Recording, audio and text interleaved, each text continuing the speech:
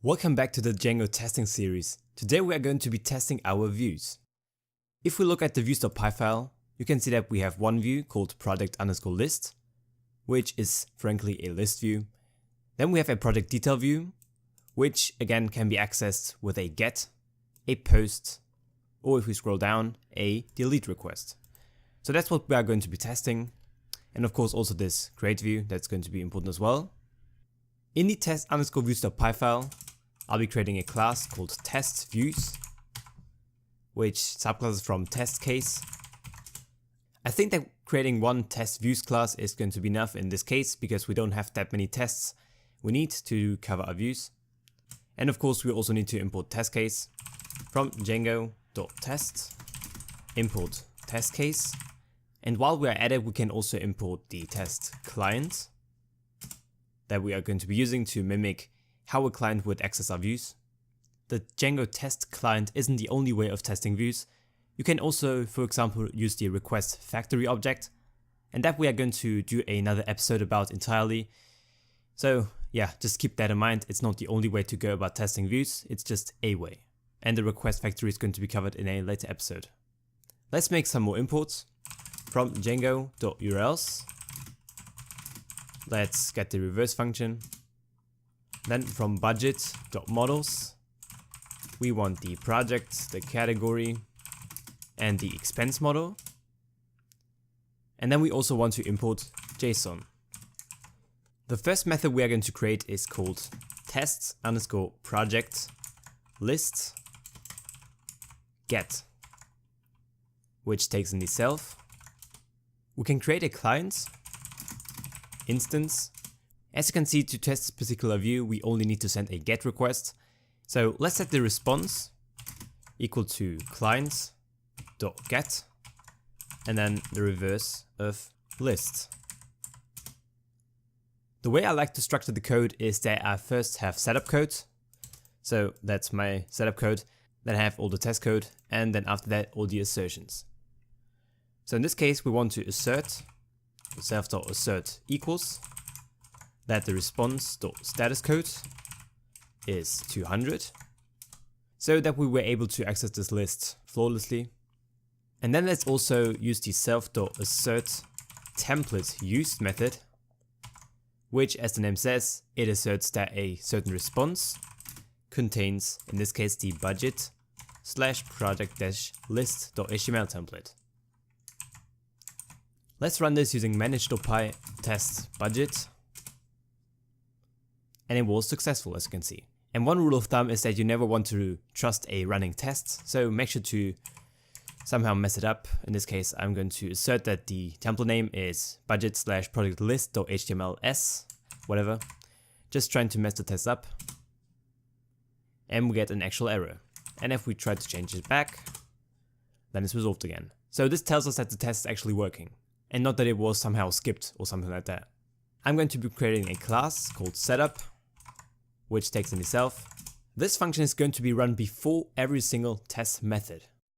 So we can use it to, as the name says, set up a certain scenario. Let's set self.client equal to a client instance. And now we can remove it from this function. And instead of saying client.get, let's say self.client.get. So we can access the client we created from the setup method. Then let's also set self.list_url equal to reverse of list. And in here we can say self.list_url. And we're going to be adding more to the setup method as we start adding our tests. Okay, let's get to the next one called test_project_detail_get. We can basically copy this code over, paste it right underneath inside of our new test project detail get method, and change this to detail URL. As you would guess, we would need to set self.detail_url equal to reverse of detail. However, look out that when reversing detail, we would need to pass in a slug. So let's do that via args and set args equal to project1. If we wouldn't do that and run our tests, you would see that there's no reverse for detail with no arguments found. and that's why we need to pass in a slug for this to be able to resolve to some URL. And the error you can now see, if we go back to our tests, is that we assert that the response code is 200, but of course we try to navigate to a detailed URL which doesn't exist because the project with the slug of project 1 doesn't exist. Because we're going to be using the project 1 instance in other tests as well, let's just instantiate it in the setup class, project.objects.create. We'll set the name to project 1. And the name, if we go back to our models.py file, is going to be used to generate the slug from. So you can see in the save method, we set self.slug equal to slugify of self.name. And therefore, if we set the name to project 1, the slug is also going to be project 1 in this case. That's why this is going to work just fine. Let's set the budget to 10,000, doesn't really matter. And we can save this object under self.project1. If we now rerun our tests, okay, of course you're going to see this error because the template that we used isn't quite the same as up here. We're going to need to change that to project-detail.html, and then we are just fine. But again, remember that this was only one possible route inside of our views. In this case, we checked for the get method. But now we also need to, of course, validate the post and the delete methods, and what's going to be happening as soon as we request them. Let's start out again with a brand new function. That's quite important because you really want to be testing in isolation to make sure that you can pin down the bug as precisely as possible.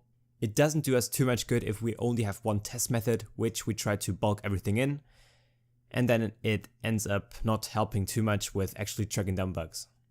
So let's create a new one called test_project_detail post adds new expense. And for us to be able to add a new expense, if you can remember from how the application works, we actually need to assign it a category. So we need one category for every expense. Therefore, we're going to create a category where we set the project to self.project1, just what we instantiated in the setup method, and let's set the name to development. Now let's set the response equal to self.client.post this time. The URL is going to be self.detail_URL. And let's set the title to expense 1, the amount to 1000, and the category to development. So as soon as we send the request, we want to make sure that, of course, a new expense is added. But before that, let's see what happens to the response. We want to assert. If we go back to the views.py file, you can see that we return a redirect to project. So a redirect is a 302 response. So we want to assert that the response.status code is 302. And now we want to assert that the expense was added to our project. Therefore, we are going to call self.assert equals self.project1, and then we can call .expenses and .first. So the first expense that belongs to this particular project should have the title of expense 1, just what we specified over here. Let's run a test and see what happens. And now let's try to mess it up by saying that the title should equal response 2 or expense 2. And we see an assertion error telling us what went wrong, which of course we expected. So that's working great now. This, however, is the scenario when everything works out. What I want to do, however, is also add one which checks what happens if we have no data associated with our post request. So test project detail post no data. And in this case, we want to make sure that no expense was added. Let's copy everything from response to this assertion over. And now we are going to remove the entire data that we passed to the post request. Instead of asserting that the expense was added successfully, let's self.assert equals that self.project1.expenses count is 0. And as you can see, it ran through. Because in that case, if we post without any data, we want to make sure that no expense was added. Let's move on to our delete method. And we want to test project detail delete deletes expense. To set this up, we need a category again. And of course, we also need to create an expense that we can delete in the first place. Expense.objects.create with the product of self.project1. The title equals expense1. Let's set the amount to 1000. And the category we need to set equal to this category that we created, category 1. And over here, category 1 equal to this new category. Okay, again, that's our setup work. Let's set now response equal to self.client.delete self.detail URL. Remember, we are still accessing the detail URL just under the new method. And then pass in JSON.dumps with a dictionary. So we want to dump in this dictionary with the ID of 1, which is the ID of our expense that we have created. In that case, we want to now assert that the response status code is 204 as specified here. So self.assert equals response.status code 204. And then self.assert equals self.project1.expenses.count is now 0. Because if we have 1 to start off and then delete it, then we shouldn't have any expenses anymore. And this ran successfully as well. Awesome. Let's try to change this up. And it says 0 isn't 1, so we can make sure that this test is actually running, and that is good. And similar to what we did before, I also want to copy this over and say test product detail delete no ID. So what happens if we don't pass an ID? In that case, we want to remove this bit right here and insert that and we want to make sure that the status code is 404 and that we still have 1 expense. And what this is going to do is expose a little error inside of our code, and you are going to see that testing is very good at doing that. So let's run it, and we get some sort of JSON decode error. So let's wrap this in a try except block. We want to try all of that, and except we want to return an HTTP response where the status is equal to 404. Let's run it again and see what happens. And it now ran through correctly. As you can see, writing this test on top of the one that runs through correctly exposed an error that we had in our code, which is of course good for us.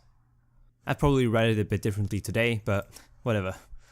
Last but not least, let's test our test project create post view.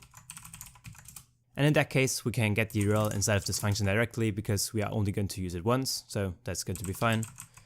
Reverse of add. Then I set the response equal to self.client.post. Under this URL, we can set the name to project2, because remember that we create project1 over here already, and this method runs before every other one. So creating another project with the name of project1 would result in slug collision, which we don't want. And therefore, let's now set the budget to 10,000 again, doesn't matter. And the category string is going to be design, development. Now let's set project2, so the project that we just created, equal to project.objects.get with the ID of 2. And then we want to assert that project2.name is equal to project2, just like specified over here. Of course, what this did is also create 2 projects, categories, and therefore we also need to test that they were created. Set first underscore category equal to category dot objects dot get id is equal to 1, and then we can assert that the first category dot project is equal to project 2, and also that its name is equal to design, just like specified in our category string. That's the first category that we want to create. Then let's copy this over and assert the same thing for the second category. This time just put it in here, development. And of course, this should be the ID of 2 now. Let's run it. This over here looks a bit clunky, but I think it's just fine for this tutorial. You can split it up if you want to, or whatever. But in this case, I'm going to keep it together because it pretty much tests the product creation with the categories for this one project, so I think it's not too bad. Anyway, I hope you liked this episode. The code we produced isn't perfect by any means. I'm sure you can find a lot of ways to improve it, but it's going to be just fine for this purpose. In the next part, we will jump into testing models, and until then, make sure to leave a like if you enjoyed, check out the Django tips guide if you haven't already, and I'll see you inside of the next one. Cheers.